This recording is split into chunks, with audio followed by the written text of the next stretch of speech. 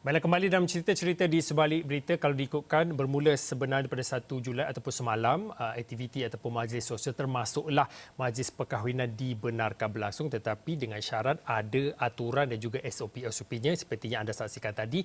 Ataupun jika anda terlepas untuk saksikan infografik tadi, anda boleh terus ke astro.awani.com. Saya tunjukkan ini adalah antara beberapa SOP yang perlu dipatuhi jika anda ingin mendirikan rumah tangga dalam masa terdekat inilah. Ada beberapa poin-poin ataupun perkara-perkara penting ataupun isi kandungan lain yang telah pun digariskan dalam SOP ini. Antaranya majlis tidak dibenarkan sekiranya penganjur sukar untuk mengawal keadaan dan beberapa lagi lah. Dan sesuatu yang agak menarik dalam SOP ini adalah berkaitan dengan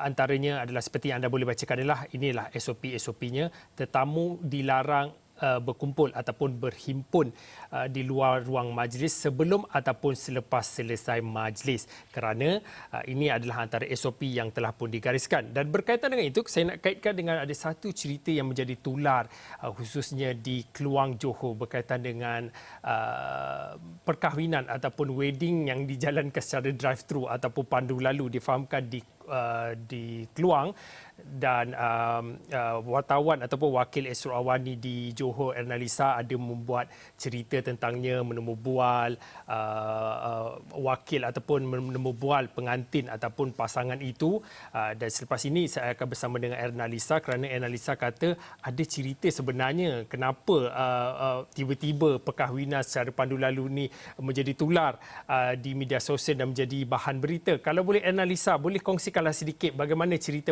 perkahwinan secara drive-thru ini boleh menjadi tular. Baik, terima kasih Fauzi di Bukit Kewangan. Seperti mana yang kita tahu, ada satu pasangan pengantin ni di Kluang Johor. Dia dah jadi tular saya rasa dalam minggu ini apabila konsep pandu lalu ataupun drive-thru konsep perkahwinan yang diterapkan dalam sesi perkahwinannya baru-baru ini. Dan sudah tentu itu menjadi satu tarikan, dan seperti yang kita faham pun zaman sekarang memang zaman tular kan Fauzi. Baik, apakah lagi perkara itu menarik, sudah tentu dia menjadi tumpuan netizen khususnya. Erna, Lisa mungkin boleh kongsikan bila kita bercerita tentang pandu lalu perkahwinan ini, bukan sahaja kita nak tengok dia punya bagaimana ianya berlangsung, tetapi bila mana kita bercerita tentang kita masih lagi berada dalam fasa PKPP, pemulihan, pergerakan pemulihan ini, pastinya ada SOP-SOP yang perlu dipatuhi, tak kiralah bagi wedding planner, perancang perkahwinan ataupun bagi tuan rumah itu sendiri. Mungkin Erna sudah pun menemu bual wakil tuan rumah untuk mendapat maklum bagaimana SOP mereka patuh ataupun apa norma baru yang mereka lakukan. Betul. Sebelum tu saya nak berkongsi sedikit bila kita dapat arahan untuk mencari pasangan pengantin ni. Jadi saya cubalah cari malam tadi. Okey, kebetulan kita dapat. Kalau tak nanti terperanjat pula tuan rumah daripada Johor. Tiba-tiba kita serbu datang ke Luang untuk ditemu ramah. Jadi cerita di sebalik cerita pengantin ni sebenarnya bagi kedua-dua pasangan ni, menurut pengantin yang saya lebih senang memanggil Wawa ni, dia kata kalau ikutkan ibunya dan juga beberapa adik-beradik yang lain tidak bersetuju memandangkan jemputan tu dalam 600. Jadi Fauzi kena faham, bukan semua orang tua boleh menerima bila dengan 600. Jadi dia jadi takut Fauzi. Dia takut benda tu menjadi satu kesalahan. Jadi kita ni, saya golongan perempuan ni, kalau dia dah kata nak, dia mesti nak. Jadi si Wawa bersama pasangannya mengambil kata sepakat pergi ke balai polis. Jadi ini yang diceritakan kepada saya lah. Mereka pergi ke balai polis, tanya dahulu bagaimana SOP-nya, adakah ia dibenarkan. Jadi mungkin pihak berkuasa ini menyatakan boleh membuat majlis perkahwinan, janji dengan syarat tidak melebihi 1,000 jemputan. Jadi mereka selepas buat report tu tulislah detail macam biasa, bila majlisnya, pukul berapa hingga pukul berapa untuk memudahkan tu.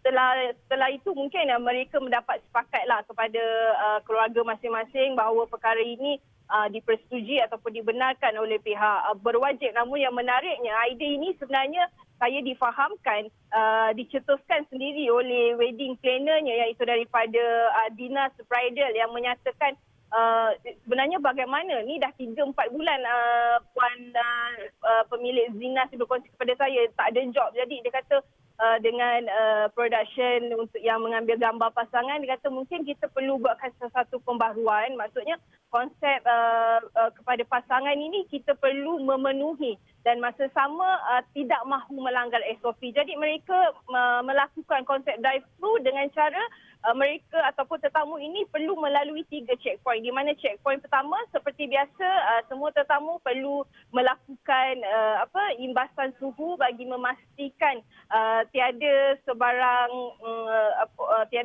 jangkitan ataupun simptom yang melibatkan COVID-19 itu. Dan kemudian yang kedua pula, checkpoint kedua, semua tetamu akan melalui di satu kotak yang dipanggil salam keruk. Kalau salam keruk tu Fauzi, dia merupakan budaya masyarakat Johor di mana ia merupakan sumbangan ikhlas kepada pengantin. Dan kemudian di checkpoint ketiga, baru tetamu ataupun rakan-rakan ataupun jiran di sekitar dapat menemui pengantin itu tadi dengan bersuah foto ataupun berselfie hanya melalui dalam kereta sahaja dan tidak dibenarkan turun.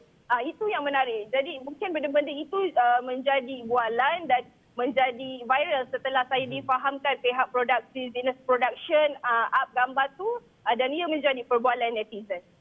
Tulanya menjadi cerita ataupun perbualan di media sosial, dan kalau boleh kita lihat skop yang lebih besar dan pastinya ada lagi cerita-cerita berkaitan dengan setelah apa yang telah diberi kebenaran oleh pihak kerajaan bermula semalam 1 Julai kebenaran untuk mereka untuk mengadakan majlis sosial ataupun majlis perkahwinan dengan limit ataupun terhad kepada 250 tetamu dan juga beberapa lagi SOP lain. Kalau boleh dikongsikan di Johor, kita nak tahu jugalah cerita-cerita tentang sudah ada ke majlis perkahwinan yang kalau sebelum ni mereka pasangan mereka tangguhkan ataupun mungkin dibatalkan majlisnya.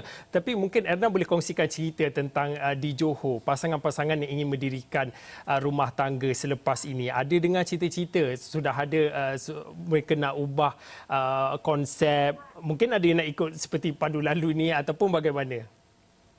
Tak payah jauh-jauh. Saya pun sebenarnya sempat tadi kongsi dengan Wawa. Selepas ni ada tak perancangan dan selepas ini katanya perancangan di majlis sebelah lelaki yang akan dilakukan dengan konsep yang penuh sederhana tapi masih lagi mengikut SOP.